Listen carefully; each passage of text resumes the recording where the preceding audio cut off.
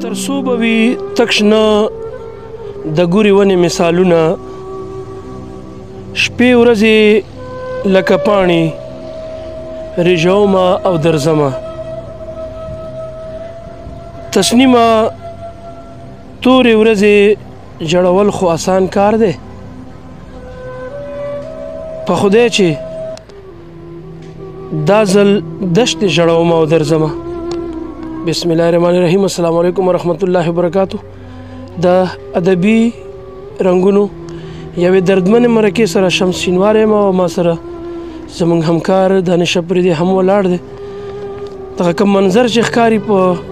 الفاظو کې مشکله ده چې راټول شي ځکه چې نن موږ د داسې هستۍ قبر ته ولاړ یو چې هغه د ادب دپاره ګڼ شمېر خدمات دي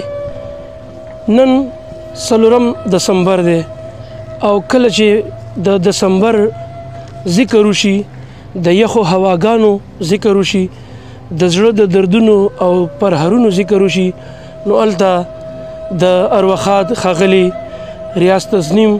د تلین تاریخ 4 دسمبر هم د ډیرو خلکو زړونو کې دردونه راوچت کی ملګرو ولاړ یم د ارواښاد خدای بخلي ریاض تسنیم صاحب د مزار په مخ دا نش را سره دی دغه مزار ته راغلو په کراچۍ کې چونکې دا زموږ خپله علاقه ده او دغه د ادب هڅه چې چا کړي دي هغه د ټول پاکستان د ټول پښتو کامولس شاعر دی دنیا خلک یې پیژني بلا سندرغاړو یې کلام ویلی دی ښه کار یې کړی ښه کتابونه یې لیکلي ښه زیار یې کړی خو نن د هغه مزار داسې خالي پروت دی چې واقعي چې دشته ښکاري څنګه چې هغه وایي چې په خدای چې دا ځل دشتې جړومه او درځمه یقینا دا نشو لیدو زما هم سترګو کې اوښکې راغلي په دغه موقع مونږ راغلو فاتحه مو وکړه د فاتحې نه مخکې مونږ دغه قبر ومینځلو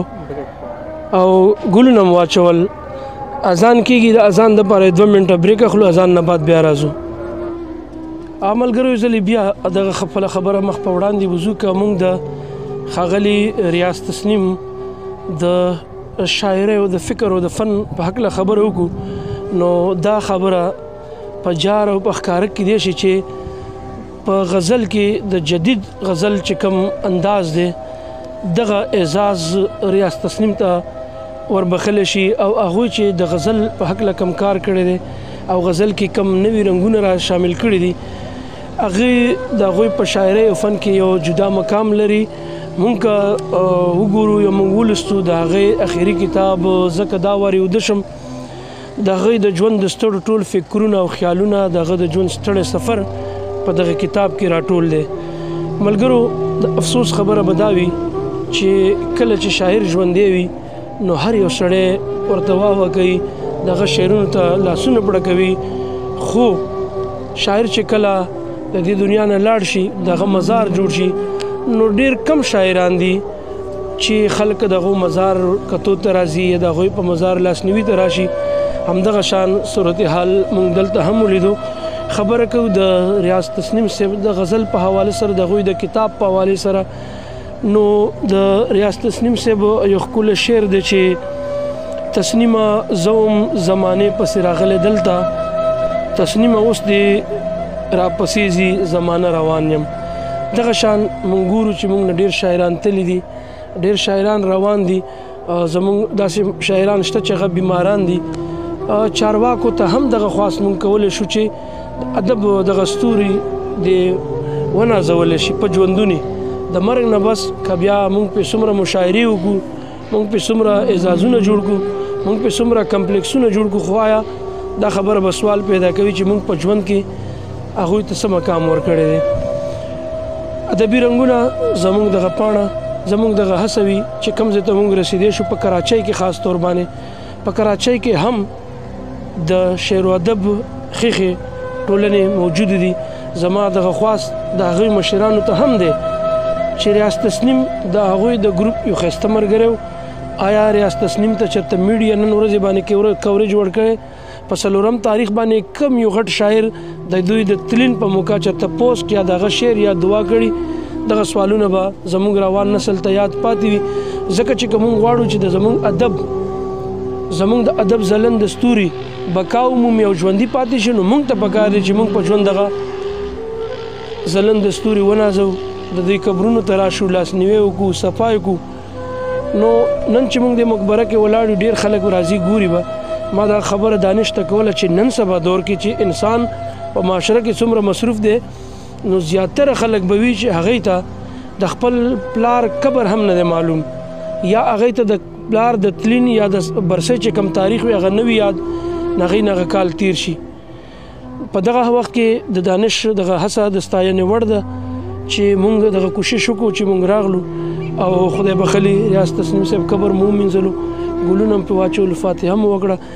په اخره کې 2 شعرونه د ریاض تسنیم صاحب د سره شریکوم. بیا به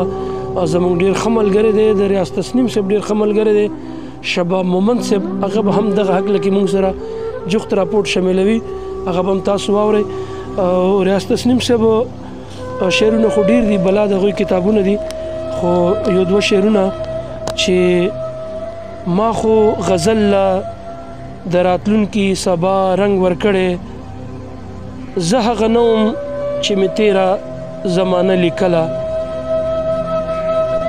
زه او زما یاران د بار کاږه لرګي تسلیمه،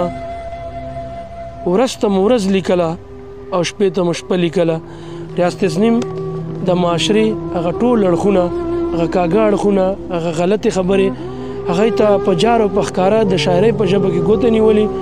هغه ښکاره کړي دي، هغه د دې نه دی په شا شوی چې غلطې ته به غلطه نه وایي. یقینا د شاعرۍ دغه پیغام زموږ روان نسل ته دغه لار جوړوي چې د حق خبرې نه چرې هم په شا کېږئ. د خپل کوربه همکار دانش اپریدی او شمس انوار تاسو نه غواړي اجازت واورئ زموږ د شباب مومند صاحب د ریاض تسنیم صاحب په هکله د هغوی رپورټ. ډېره مننه. تاسو ته معلومه ده چې نن د ریاض تسنیم شپږم تلین منځلی شي. ریاض تسنیم د نن نه 6 کاله مخکې په 4 دسمبر 2019 کې د دې دنیا څخه سترګې پټې کړلې او د ادب میدان چې کوم دی نیمګړی پرېښوده. ریاض تسنیم د ادب پوهان چې کوم دی د ریاض تسنیم په هکله هغه د غزل د دبستان شهزاده بولي، هغه شاعرۍ ته جدت ورکړی دی، غزل ته جدت ورکړی دی او په یو نوي طرز چې کوم دی هغه شاعري کړې ده او هغه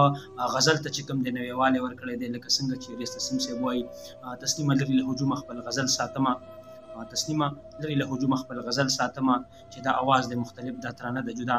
نو تسنیم صاحب په شاعرۍ په حوالې سره چې وګوري نو ریاض تسنیم په 21مې صدۍ یو داسې نماینده شاعر دی د غزل چې هغه غزل کې نویوالی راوستی دی او ډېر زیات چې کوم دی هغه غزل کې ډېر لکه مطلب چې کوم غزل لیکلی دی نو په هر غزل چې کوم دی په یو نوي طرز باندې لیکلی دی. لکه هغه ریاض تسنیم صاحب وایي چې ما خو غزل له د راتلونکي سبا رنګ ورکړی، ما خو غزل له د راتلونکي سبا رنګ ورکړی، زه هغه نه وم چې مې تېره زمانه لیکله. نو ریاض تسنیم چې کوم دی شاعري کړې ده، نو ریاض تسنیم شاعري ډېره زیاته خوږه او د شاعر یا د یو لوستونکي په ژبه باندې ډېره زیاته خوږه لګي. نو لکه زه به درته یو شعر د ریاض تسنیم صاحب ووایم چې خوږه ځکه ده چې عمر یې ډېر کم دی، ترخه ځکه ده چې عمر یې ډېر کم دی، خوږه ځکه ده چې ستا د خولې واده ده. نو د ریاض تسنیم هر یو شعر چې کوم دی دا د انتخاب دی، دا د هر لفظ یې انتخاب دی. لکه زه به دې نه مخکې دا خبره وکړم چې رحمان بابا وایي چې مطلب یو کتاب په سړبن کې چا ونه کړو، بې رحمانه چې کړی دی کتاب. نو ریاض تسنیم صاحب هم همدغه خبره کړې ده چې یو رحمان په سړبن کې ګل پاشي کړي، یو تسنیم په کراچۍ کې غزل خان شو. نو ریاض تسنیم په شاعرۍ په حوالې سره که وګوري نو د هغه څنګه چې ژوند منفرد دی د خلکو نه مطلب جدا دی، دغه رنګې شاعري هم د خلکو نه د مطلب د خپل همعصر خلکو نه جدا ده او په یو نوي طرز باندې چې کوم دی هغه شاعري کړې ده. لکه څنګه چې هغه ملنګه لفظ استعمال کړی دی، هغه لونګینه لفظ استعمال کړی دی او دغه رنګې چې کوم دی هغه فریزاده لفظ استعمال کړی دی. نو ریاض تسنیم په شاعرۍ په حوالې سره زمونږ په شانته خلک چې کوم دی نو دغه په حوالې سره که په ګنټو خبرې هم وکړي نو مطلب دا به کمې وي. خو زه بیا هم دا خبره کوم چې د ریاست تسنیم په حوالې سره چې نن کوم پروګرام دی یا مطلب کم ادبي ټولنې دي او هغوی د ریاست تسنیم په حوالې سره خپل تاثرات وړاندې کوي، نو زه هم د هغه د ریاست تسنیم په هغه مینانو کې چې د ریاست تسنیم یو کتاب چې کوم دی ما ډېرې پیرې چې کوم دی لوستی دی چې څه اوس د هغه کلیات هم چاپ شوي دي. خو زما هم مطلب هغه خلکو ته هم خاص دی چې که څوک شاعري ګوري یا شاعري زده کوي یا د غزل په باره کې خبره کوي یا د شاعري په باره کې خبره کوي نو ریاست تسنیم صاحب دې وګوري. نو زه به دا خبره د ریاست تسنیم صاحب په دغه باندې وکړم چې د هغه دا کتاب ځکه دا ورې اوده شوم چې د هغه د ژوند چې کوم دی مطلب په هغه دپاره دا امر شو چې هغه د دنیا نه لاړی. نو هغه یو شعر وایي چې تسنیمه زه هم زمانې پسې راغلی دلته، تسنیمه اوس دې راپسې ځي زمانه روان یم. ډېره مننه.